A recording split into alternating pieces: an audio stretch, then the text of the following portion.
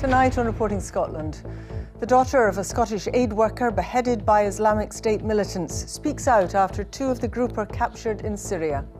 They should die a long, slow, painful death. And I think quite a lot of people will understand that they should be allowed to live. But realistically, that's not going to happen. Also in the programme, the council's illegally turning away homeless people trying to get emergency accommodation. 450 jobs are set to go with the closure of this chicken processing plant. No thanks, Walter Smith rules himself out of the Scotland manager job. And 50 years after they met and fell in love at a Scotland-France match, this couple returned to Murrayfield to celebrate their Auld Alliance.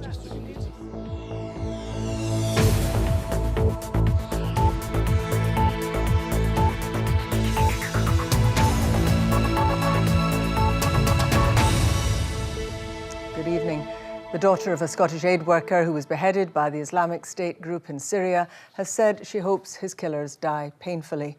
David Haines was murdered by the so-called Beatles cell of 4 British militants in 2014. US officials say the final 2 men believed to be involved in his death have now been caught. Katie Hunter reports. Bethany Haines never imagined these pictures with her dad would become so precious so soon.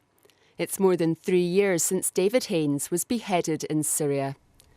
Bethany found out last night the 2 remaining IS members believed to be involved in his murder had been captured by Syrian Kurdish fighters.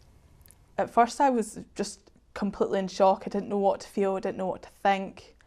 And then you kind of realise it's real and you think, that's it, they're gone. They can't hurt anyone else. And it's that feeling of relief that they've got them. David Haines was a Scottish aid worker who was abducted in Syria in 2013. He was killed by an Islamic State cell known as the Beatles because of their British accents.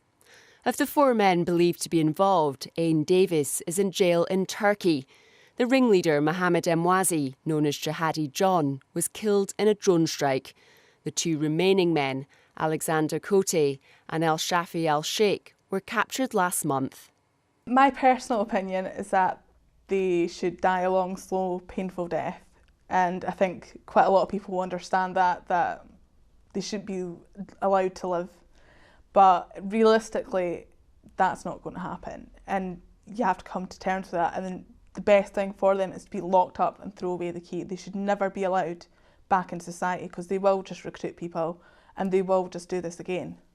The 2 men were captured by Syrian Kurdish fighters last month. The news has only just been confirmed by American officials. Bethany says her relief is laced with anger. People say you learn to get over it, but you never get over it. You just learn how to deal with it and how to manage the different emotions that play in your head every day. And it does bring it all back. I remember seeing him in the orange jumpsuit, and I think that was those men that were responsible for that, and they're responsible for the torture of these other hostages and for the deaths of quite a lot of men that I'm actually friends with a lot of their families. The fate of these 2 men still isn't clear, but if there is a trial, Bethany is adamant she'll be there. I certainly want to look them in the eye and let them know that I'm who I am and they have destroyed a big part of my life, and hopefully there will be some sort of justice. But Bethany knows getting justice for her dad could be a long, painful process. Katie Hunter, Reporting Scotland, Perth. People in Scotland who have nowhere to sleep or are about to lose their homes are being turned away illegally by councils. Figures seen by the BBC show that in some cases they're not even being recorded as homeless. Local authorities have a legal obligation to find accommodation for anyone facing homelessness. Our correspondent Lucy Adams has this exclusive report. Tam Lyon would say he's no saint. He was addicted to drink and drugs for years and first slept rough a long time ago. It was actually when I first became homeless, it was because my landlord went bankrupt. I ended up in the town, under a bridge, kind of thinking what happened there. But when his 17-year-old son came back into his life, he made the decision to go clean. Just before he left rehab, he made a homeless application, but was turned away. I told the lady that I was fleeing violence And she told me in front of my care manager that too bad that it caused the violence, that I have to deal with it. The caseworker I had was playing God. I would have went out, just accepted what she said. I would have probably ended up drinking out of resentment, and I wouldn't be sitting here right now, I'd be dead. Your hand begging. Saint or sinner, the law says if anyone goes to their council and states they're homeless, they must create a homeless application, immediately find that person a bed, and then go on to investigate the claim, responding in writing. But when this doesn't happen, this is known as gatekeeping. In the last calendar year, we saw approximately 200 people who came to us for advice regarding various homelessness issues. A significant proportion of them will be people who have been turned away by a local authority when trying to make a homeless application. It's unlawful to turn people away and simply saying that there is no accommodation available. Government guidelines say those facing homelessness in situations such as flooding or fleeing domestic abuse should always be recorded as homeless, and an application must be made. But a BBC Scotland investigation found that's not always happening. Figures obtained by the BBC reveal that some people are recorded only as seeking advice through a system called Housing Options. They are not registered homeless. In East Ayrshire last year, nearly 90% of people presenting under Housing Options with official homeless reasons were not recorded as such. In Glasgow, it was more than a third, whereas Dundee recorded everyone as homeless. If individuals and families are only recorded as asking for advice, councils don't have to find them a bed, and they'll not be included in the country's homeless statistics, potentially meaning the level looks much lower than it actually is. We shared our findings with Shelter. If somebody comes to a local authority and says that they're homeless, there shouldn't be any reason why they don't then get recorded as homeless and in turn ultimately get the response they're entitled to if they are homeless. The key point here is that if somebody comes to their local authority and they present as homeless, it is a matter of law that they get a homelessness assessment. East Ayrshire Council says it aims to help, not prevent homeless applications. Glasgow says it ranks high for progressing cases to full applications, but accepts it's had problems with temporary accommodation. Overall, councils say local authorities are fully aware of their legal duties and that only a small number of people have been affected by gatekeeping. Homeless applications are falling in Scotland, but Shelter says recording people as only asking for advice is masking the problem. Lucy Adams, reporting Scotland, Glasgow. The First Minister has warned that staying in the single market would be what she calls a practical necessity for Scotland if Northern Ireland remained inside. This came as the EU's chief negotiator said plans were being drawn up to avoid a hard border between Northern Ireland and the south. Our political correspondent Andrew Kerr joins me now. Andrew, just explain for us Nicola Sturgeon's argument here. Yes, Sally, well, as you see, Michel Barnier was giving that news conference in Brussels today, and he said there was that option for Northern Ireland to stay in the single market and the customs union. Now, Nicola Sturgeon had tweeted saying that if that was the case for Northern Ireland, then it was a practical necessity for Scotland as well. Otherwise, the First Minister said that Scotland would be at a massive relative disadvantage when it came to attracting jobs and investment. But Sally, ultimately in the same speech, Michel Barnier also said that if the UK was to leave the single market and the customs union, then border checks would be unavoidable as well. Now, he said he was waiting for more proposals to come forward from the UK government. And Andrew, an interesting development on the fiasco, I suppose you have to call it, around the Brexit analysis papers, with a Conservative MSP saying he would rebuke the UK government. Yes, that's right, Sally. You'll remember the story from yesterday, of course. These controversial Brexit analysis papers were made available to MSPs at the Scotland office in Edinburgh, but MSPs were told they were there after the first viewing period was over. They were only allowed to view even-numbered pages, and the presiding officer, Ken McIntosh, in Parliament yesterday chided the UK government. Now, MSPs said they'd been treated with contempt, and I put that point to Peter Chapman, the Scottish Conservative MSP. If that is the case, then I would rebuke the Westminster government as well. You know, we need to have respect on both sides. So if it was done incorrectly and without the proper respect for the Scottish Parliament, then I regret that. Well, quite strong words from Peter Chapman there. The Scottish Secretary, David Mundell, was unavailable for interview today, but the Scotland office has pointed out that they've extended the period of time that these Brexit papers will be available to view. Sally. Andrew, thank you very much. Andrew Kerr there. The combined value of Scotch whisky and Scottish salmon exports grew by more than £500 million last year. Figures from HM Revenue and Customs showed that exports of whisky went up 9% or £356 million on the previous year. And the value of salmon exports rose by 35% or £155 million in the same period. Human eggs have been fully grown in a Scottish laboratory in a move that could lead to improved fertility treatments. The research, led by Edinburgh University, could safeguard the fertility of girls with cancer ahead of potentially harmful treatment like chemotherapy. At the moment, cancer patients can have a piece of ovary removed before treatment, but reimplanting this tissue can risk reintroducing the cancer. If we can grow eggs from the immature stage to the mature stage, we could do everything out with the body and then only transplant fertilised embryos. So that would be of huge benefit to that particular group. The Unite Union says it'll fight the planned closure of a chicken production plant in Cambuslang. More than 450 workers are set to lose their jobs if the plan set out by the Two Sisters group goes ahead this summer. Here's our business correspondent, David Henderson. Heading for home and an uncertain future after learning this plant is to close. The owners say it's failed to make a profit and that can't go on, so they're laying off the entire workforce. It's a hammer blow for them and the local community. We're all gutted because there's loads of long-term people in there. There's loads have been in for 30. My husband's in there as well. He's been in 20 odd years. My daughter's in there as well, so it's families. We're primarily a Marks and Spencer's site at the moment. We did have other orders, but they went away to another factory, and it's just got quieter and quieter. And then we got the bombshell yesterday, and just gutted, absolutely gutted. The Two Sisters group churns out food on an enormous scale. It processes 9 million chickens a week, supplying shops and supermarket chains up and down the country.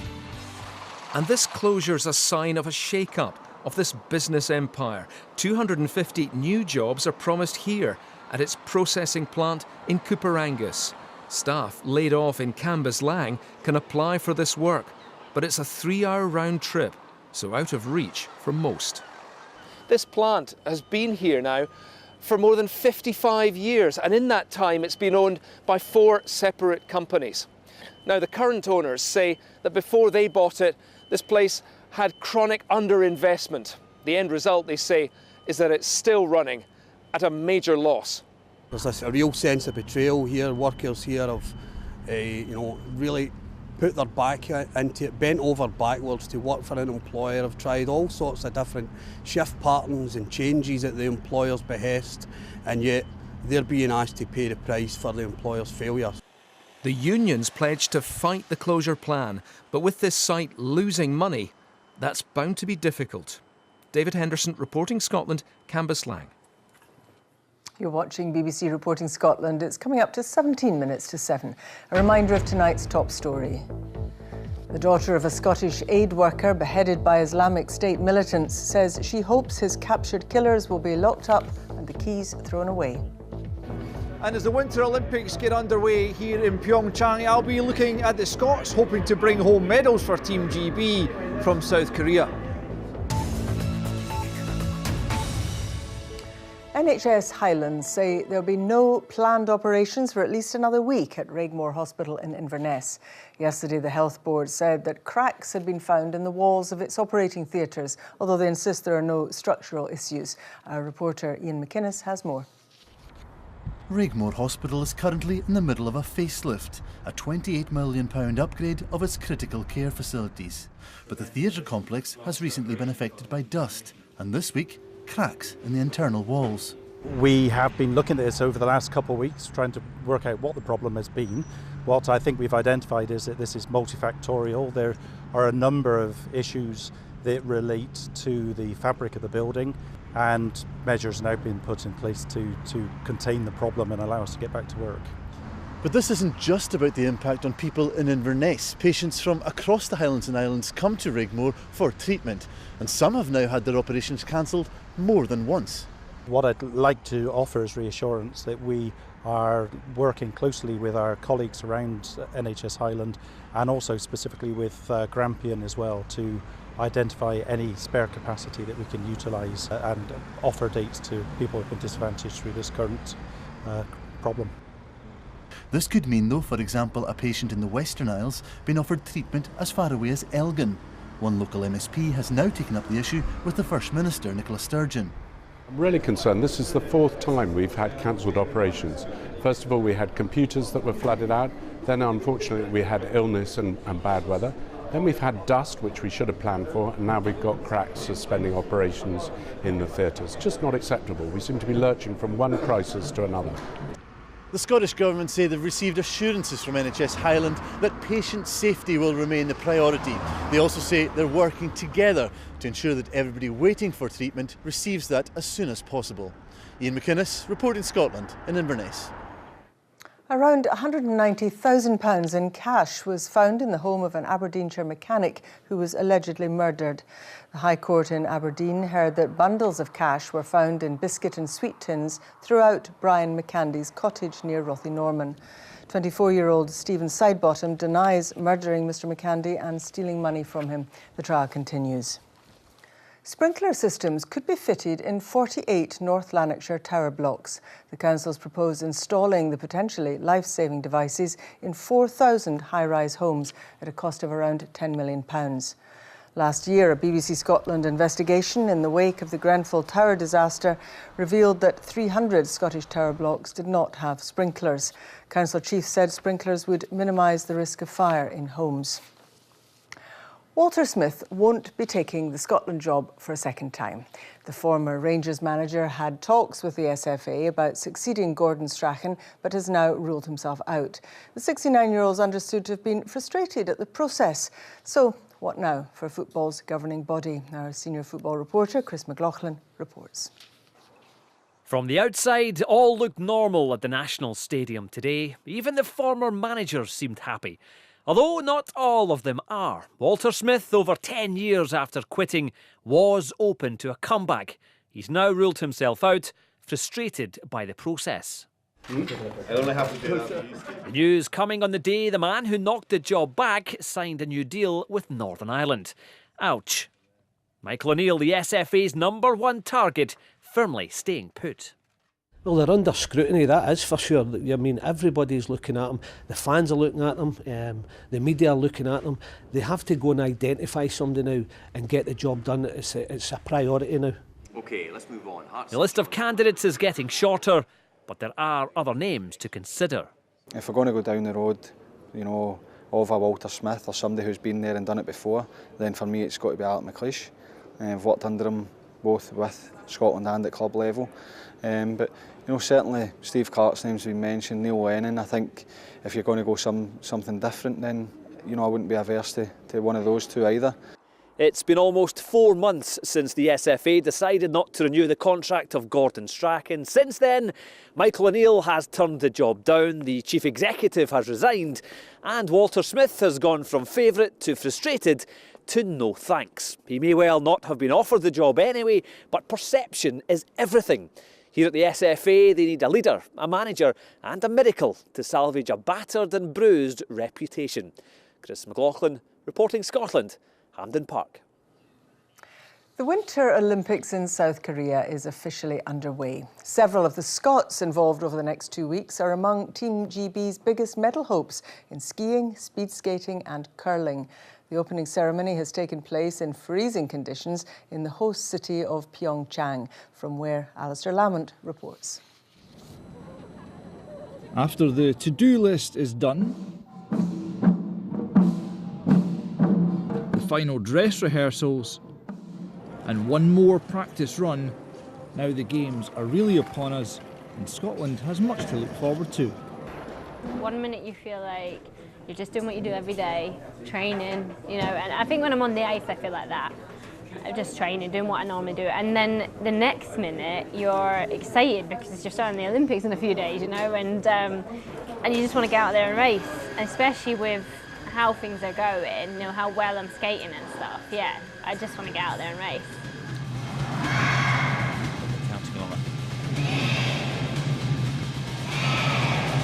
Nothing says let the games begin like a glitzy opening ceremony. This one was curtailed because of the very low temperatures. Nobody wanted to be outside for any longer than necessary.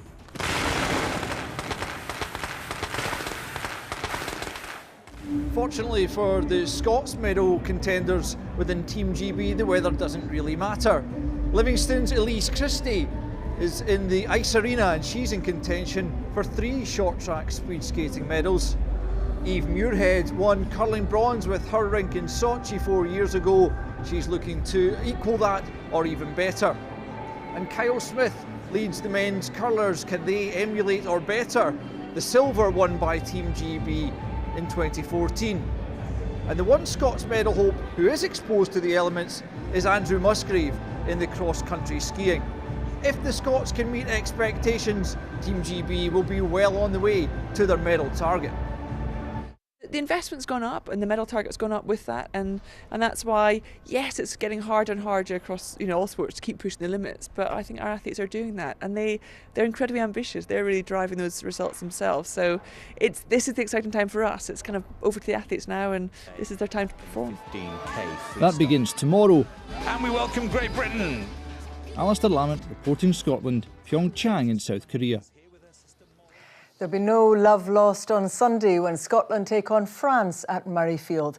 Well, that's not entirely true because there will be one Frenchman and one Scotswoman celebrating an entente cordiale, which has lasted for 50 years. It was at Scotland versus France in 1968 that young Jean Bernardi and Evelyn Swankie first laid eyes on each other. Rona McLeod has been to meet them. And that was it. Scotland 6 points, France 8. A game which could have been Scotland's, but for bad kicking and a defence slip-up. So the question is really, why did you come to Murrayfield all these years ago? Just by was it chance. Fate or destiny? Just sheer. This is the exact spot where a love affair started, and it's lasted 50 years. 21-year-old Evelyn from Fife was in her first visit to Murrayfield when she met 23-year-old Jean from Bergerac. I was here at the back on the east stand when it was all terraces standing up, and I had a cine movie camera and I had cold hands coming from Bergerac. I had no gloves on, and I said to this young lady, "Oh, do you mind helping me with the film, changing the film?" And she turned around and looked at me, and she had a big, all I could see was a big fur hat, fake fur, and her eyes, and a big smile. So that was that. I forgot about the rugby, I forgot about the film. I just looked at her. What about you, Evelyn? Was it love at first sight for you? It was very nice, and you know, I wrote letters, and no, it just sort of blossomed from there. The couple married 3 years later and have 2 sons. One of their grandchildren, Nina, has been so smitten by her grandparents' love story, she told the Scottish Rugby Union. Our granddaughter in London, Nina, who is 11-year-old, she wrote to the chairman of Scottish Rugby Unions. Couldn't believe and within it. 2 weeks or so, she got a lovely letter back saying, you know, we would love to invite, thank you for your letter, we would love to invite your grandparents back. So the final question, who is going to win on Sunday? For Scotland, of course. They had what I would call a bad day at the office last week. But that's all. But they are way above France just now. A happy outcome is predicted, regardless of the result. Come on, young lady. Rona McLeod, reporting Scotland, Murrayfield. Wonderful occasion. Oh, lovely. Wonderful. Oh, what a lovely couple. Let's see what the weather has in store for the weekend. Here's Chris. Sally, thank you. Hello there, good evening to you. Well, some lovely blue sky and sunshine around today for many of us. Some great pictures coming in from our weather watchers. But through the course of this evening, those clear skies remain, which means it's a dry start to the night, a cold start to the night, and then it turns wet with some rain and snow. So here's the chart. There's our quiet start to the evening and night with just a few light showers around. But come midnight, clouds streaming in from the west, followed by outbreaks of rain, snow on the hills and times to lower levels as well. Windy with gale force winds around the west coast and Hebrides, transferring up towards Shetland. The further east that you are, lighter winds. But tomorrow morning gets off to a cloudy, damp start, but the rain clears through fairly smartly, and it will slowly improve then, with the cloud thinning and breaking, some sunshine coming through at times and the winds easing down. So by mid-afternoon across Orkney and Shetland, a few rain showers, the wind's much lighter compared with first thing. Some sunshine coming through across parts of Caithness, Murray, Aberdeenshire in towards Perthshire and all the way down towards the borders. Perhaps 1 or 2 light rain showers at times. And the further west that you are, well, still a bit of cloud around, and by this point another area of rain pushing in towards parts of Argyll, perhaps down towards Ayrshire, and temperatures around 5 or 6 Celsius in the north. So if you're hill walking or climbing tomorrow, the worst conditions will be first thing, where it will be still very windy indeed from the west or southwest, quite cloudy, and some rain and some snow showers. Western ranges there, eastern ranges over here, and temperatures, well, barely above freezing, so a significant wind chill. And then come Saturday night, this area of rain and snow starts to work its way eastwards, and we do have a Met Office yellow be aware warning in force for a good part of eastern Scotland, because that snow will be falling to fairly low levels. This is overnight, Saturday to Sunday, with some icy stretches at times too. But it clears away. So for the second half of the weekend, it's still wintry, but actually the focus is in the west. Here's why. We've got northwesterly winds driving in some really cold air for Sunday. So there'll be some lovely spells of sunshine, but it will feel really quite chilly. Another yellow be aware warning, this time across western parts of the country for frequent snow showers and some icy stretches. The further east that you are on Sunday, the drier it will be, but not exclusively so. Now, these snow showers will be heavy and they will be settling right down to sea level, but they are showers. Not everyone's going to see them. And look at the temperatures. Well, 3 or 4 Celsius probably at best. Best of the sunshine to be found in the east. That's the forecast for now. Thanks very much, Chris. Now a reminder of tonight's main news. The daughter of a Scottish aid worker who was beheaded by the Islamic State group in Syria has said she hopes his killers die painfully. David Haines was murdered by the so-called Beetle Cell of 4 British militants in 2014. The EU's chief Brexit negotiator, Michel Barnier, has said the UK's decision to leave the EU single market and customs union means border checks at the Irish border are unavoidable. He also warned that without greater agreement on key issues, the 2-year transition period after Brexit was not a given. And that's Reporting Scotland. I'll be back with the headlines at 8 and the late bulletin just after the 10 o'clock news. Until then, from everyone on the team, have a good evening.